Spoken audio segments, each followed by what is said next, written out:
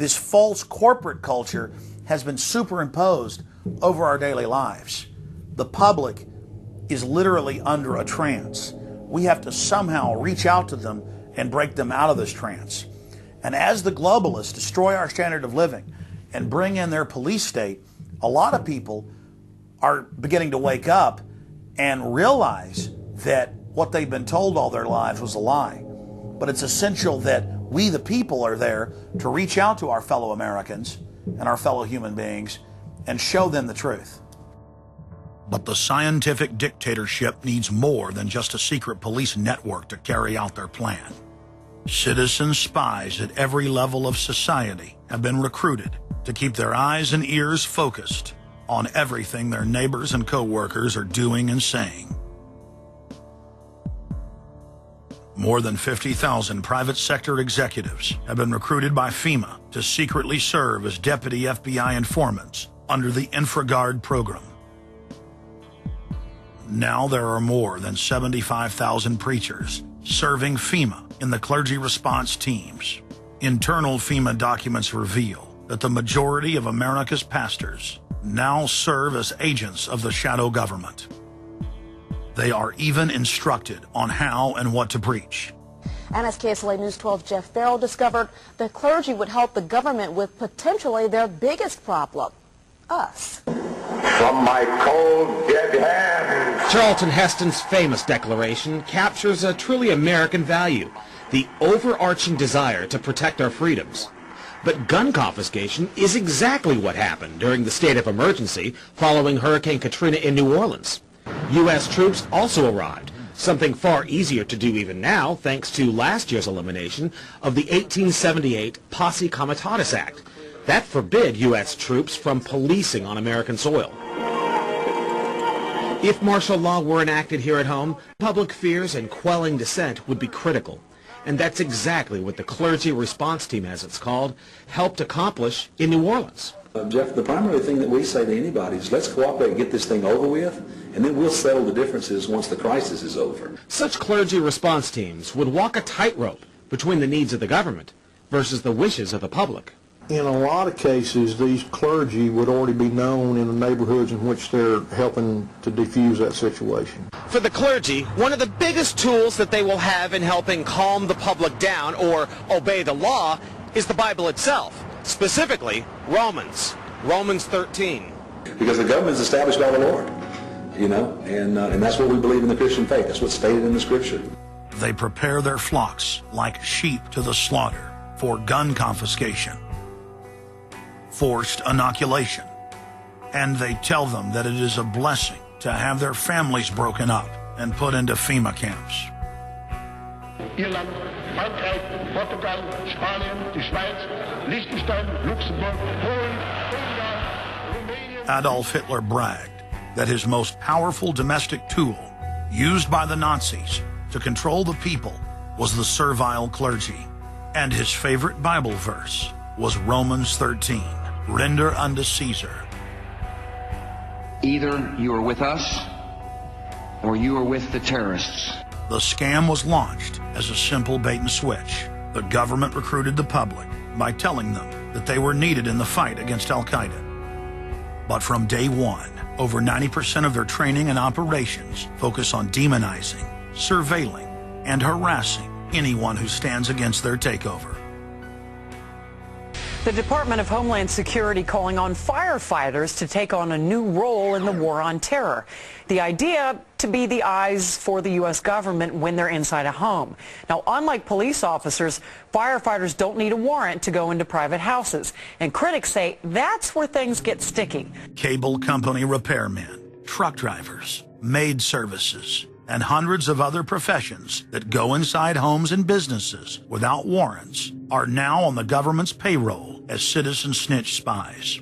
But Big Brother doesn't stop there. Children are being indoctrinated inside the public schools nationwide to spy on their parents. You can give information without having to give your name.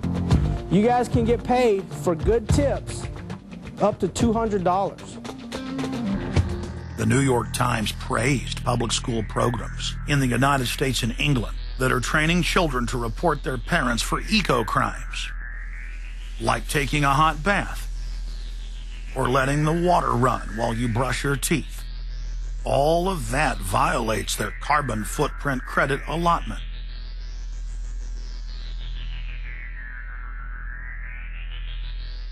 Check it out, check it out.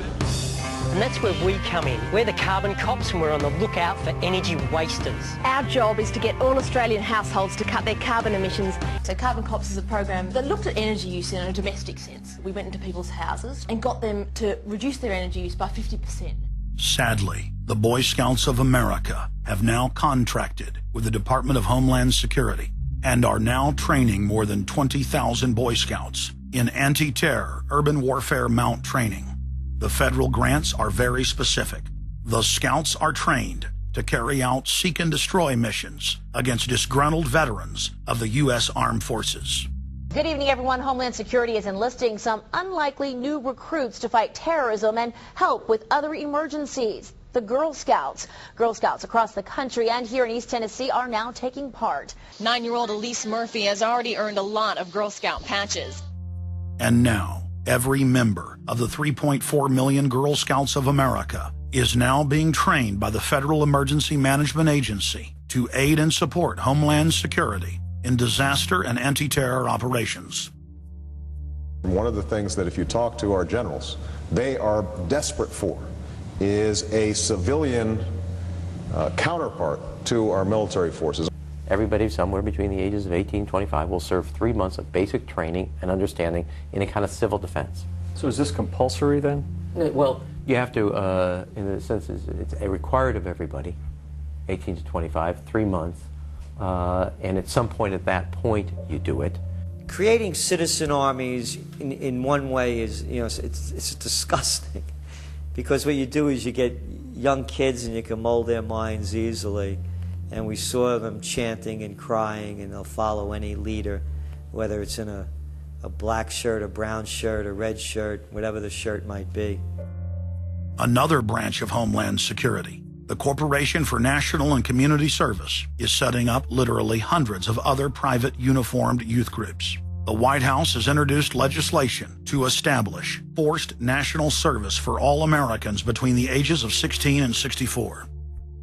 In 2008, the North American Military Governorship, known as NORTHCOM, announced that they had deployed 4,000 regular Army troops inside the United States to deal with civil unrest because they knew that their offshore masters were about to rob the United States blind. In 2009, the Pentagon requested funding from Congress to deploy 379,000 military personnel in thousands of communities across the United States. And now, legislation has been introduced in Congress to expand a system of FEMA concentration camps across the United States under the National Emergency Centers Act, H.R. 645. The Republic is hanging by a thread. The last vestiges of our free system of government are being swept away.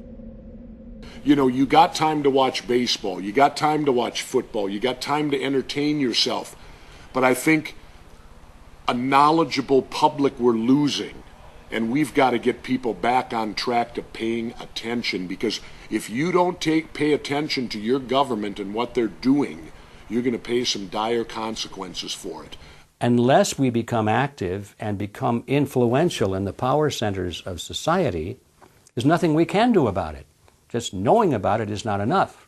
And as long as we are given at election time an option between the Republican candidate or the Democrat candidate, both of whom have been selected by members of the Council on Foreign Relations and both of whom have the same general policies, that's not going to change anything either.